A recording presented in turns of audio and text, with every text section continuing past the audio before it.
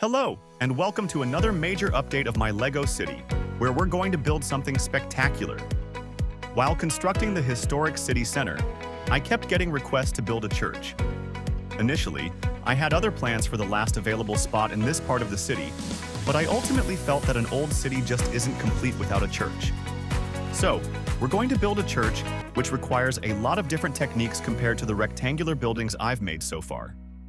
The first question is, what kind of church should I build, and what shape should it take? There are basilicas, cathedrals, chapels, and different denominations, such as Roman Catholic, Eastern Orthodox, and Protestant churches.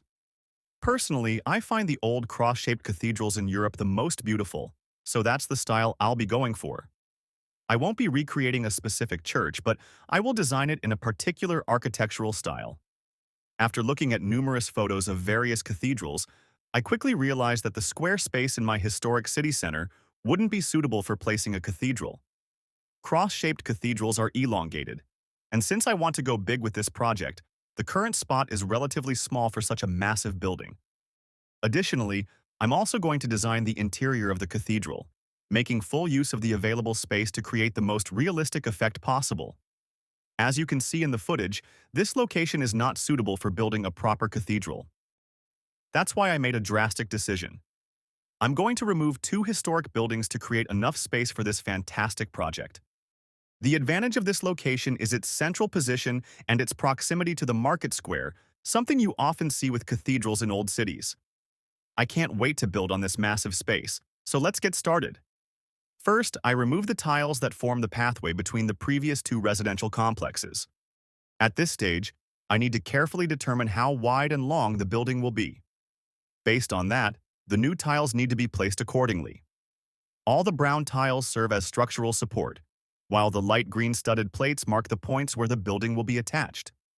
Of course, we're constructing this project in a modular way, so it can always be moved or adjusted later if needed. Then, I assemble the base, which will naturally determine the shape of the building. As you can see in the footage, I'm figuring out the final shape of the cathedral as I build. I want to create a cross-shaped design with towers at each corner, which means the cathedral needs to be wider at those points. I'm using the Notre Dame in Paris as inspiration for my own cathedral. An incredible church, don't you think? The light brown walls, the towers, the rounded shapes, and the cross-shaped roof give it a stylish and imposing appearance.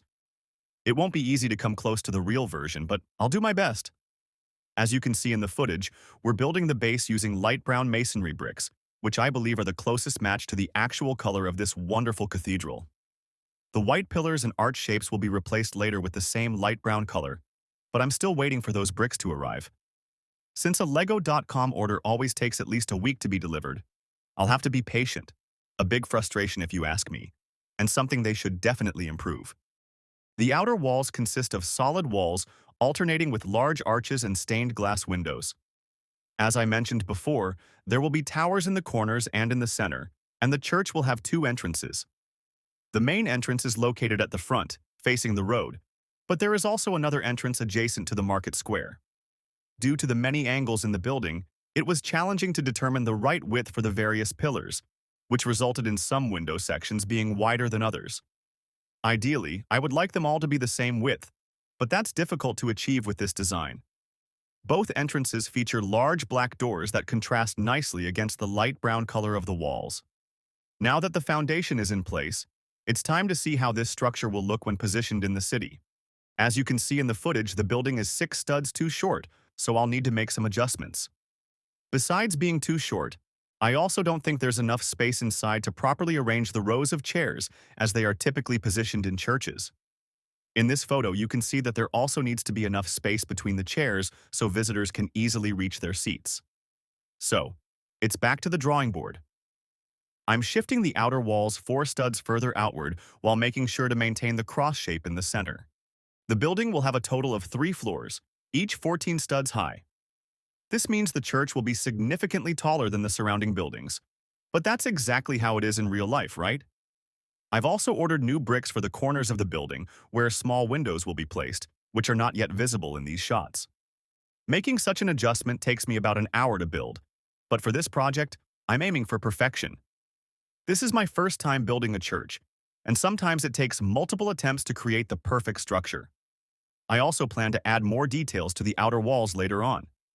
Churches like this have an incredible amount of intricate details, which are almost impossible to fully replicate with Lego, but we can at least try to get as close as possible. The rounded shapes and masonry bricks definitely help create a more varied exterior. The small 2x2 stud windows also contribute to this effect, which is why I often use this technique for large, historic constructions. After this adjustment, you can clearly see that we've created a bit more space compared to the previous version. This gives me more opportunities to design an interesting and detailed interior. Now that the second version is complete, it's time to see once again how it looks when placed in the city. The rounded shapes and masonry bricks definitely help create a more varied exterior.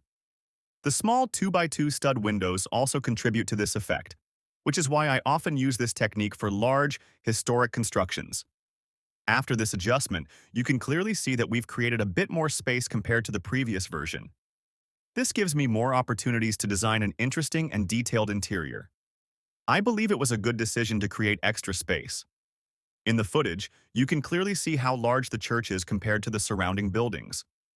It's meant to be the eye-catcher of the historic city center, towering above all other structures. Up until now, the train station was the tallest building, but that's about to change. Looking at the current construction, I'm still not completely satisfied. As I mentioned earlier, I'm aiming for perfection this time, and I still don't think there's enough interior space to achieve everything I have in mind. The cross shape of the building limits the space between the central section and the front and back of the structure. In real-life cathedrals, these areas often feature beautiful chapels where the most revered saints are honored. After carefully studying images of real cathedrals again, I realized that the cross shape is actually only reflected in the roof structure. The lower section of a cathedral typically has a rectangular base. That's why I went back to the drawing board once again and built an entirely new foundation that I believe is much closer to the actual shape of a real cathedral. As you can see, I also decided to add a rounded section to the back of the church, which, in my opinion, gives the building a more interesting look. This shape closely resembles the real Notre Dame in Paris. You can clearly see that this adjustment creates a lot more space in the width of the building, which we can definitely put to good use for the interior. I plan to keep this shape for the first 2 floors, while the 3rd floor will feature a cross-shaped structure with the roof placed on top. And don't worry, this time, this will truly be the final shape we're going to use. While searching through my Lego collection, I found about 20 extra connector bricks in the exact light brown color I'm using for the walls, so I replaced the light gray ones with those. Now, we're placing the final foundation in the city to see how it looks. Not bad, right? I'm really happy I chose this design and took the time to refine the shape multiple times. This kind of process can make Lego building quite frustrating at times, but experience has taught me that it's often more than worth it when you finally achieve a result you're fully satisfied with. I've had to take apart many of my previous constructions just to rebuild something even better in its place, something that takes even more time and effort. So, sometimes it's best to rebuild until you're completely happy with the outcome. Is this also your experience with Lego building? Let me know in the comments what you think of this design and if you have any suggestions for improvements. Do you enjoy following my Lego City project? Support me by liking this video, subscribing to my channel, and becoming a member. This really helps me create even more awesome builds, so your support is greatly appreciated. I can't wait to finish building the cathedral, so make sure to like and subscribe so you don't miss the final result. Thanks for watching, and I'll see you in the next update.